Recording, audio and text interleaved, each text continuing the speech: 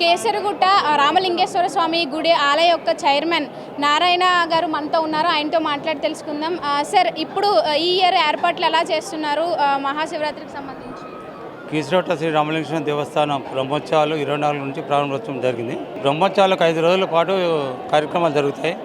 దానికి గాను రామలింగేశ్వర దేవస్థానం బ్రహ్మోత్సవాలకు గాను ధర్మకర్త మండలి చైర్మన్ మరియు ఈవో గారు, ఎండోమెంట్ గారు, కలెక్టర్ ఆధ్వర్యంలో అన్ని ఏర్పాట్లు చేయడం జరిగింది. ముఖ్య సెలవు పందిర్లు, మంచినీటి సౌకర్యం మరియు హెల్త్ కూడా ఏదైనా చిన్న ముసలి వాళ్ళు, చిన్నవాళ్ళు వచ్చిన వాళ్ళకి ప్రాబ్లం లేకుండా హెల్త్ వాళ్ళది కూడా చేయడం జరిగింది. కాబట్టి ఎలాంటి అసౌకర్యం ఇబ్బందులు కలగకుండా, భక్తులకు ఇబ్బంది కలగకుండా మాకు విఐపీ వల్ల ఎలాంటి లేదు, విఐపీలను కూడా మేము కంట్రోల్ చేసినాం. వాళ్ళని కూడా ఎక్కువ ఎవరికి కూడా చెప్పలేదు లీడర్గా. ఓన్లీ జడ్జీలు వస్తారు, వాళ్ళకు మేము నామినల్గా దర్శనం చేసి పంపించడం జరిగింది. భక్తుల సౌకర్యార్థం ఇబ్బంది కలగకుండా ప్రసాదాలు కూడా తయారు చేసి పెట్టినాం. పులిగూర, లడ్డు, వడ అన్నీ తయారు చేసి పెట్టినాం.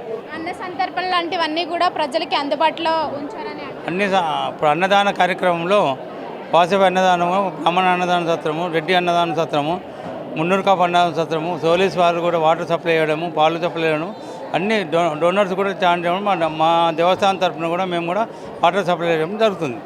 ఎలాంటి ఇబ్బంది కలగకుండా భక్తులకు మెయిన్ ఎలాంటి ఇబ్బంది కలగకుండా చేస్తున్నాం. ఈసారి భక్తులు కూడా పోయినసారి కంటే ఈసారి 2-3 లక్షల మంది ఎక్కువ వస్తారన్న ఉద్దేశంతో కూడా ఏర్పాటు చేయడం జరిగింది. గత సంవత్సరంతో పోలిస్తే ఈ సంవత్సరం ఎలాంటివి ఎక్కువగా, అంటే భక్తులు తాకిడి పెరిగింది, తర్వాత మీ భద్రతా చర్యలు ఎలాంటివి? దానికి భద్రతా చర్యలుగా పోలీసు వాళ్ళు, ఇక్కడ కలెక్టర్ వాళ్ళు, వీళ్ళంతా కూడా దాని అలాంటి మున్సిపాలిటీ వాళ్ళు కూడా కింద ఎలాంటి అసౌకర్యం కలగకుండా వాళ్ళు ఏర్పాటు చేయడం జరుగుతుంది. టెంపుల్లో మా దేవస్థానం తరఫున ఈవో గారు, ధర్మకర్త మండలి అందరం కూడా టెంపుల్లో ఎలాంటి అసౌకర్యం కలగకుండా మేము చేయడం జరుగుతుంది.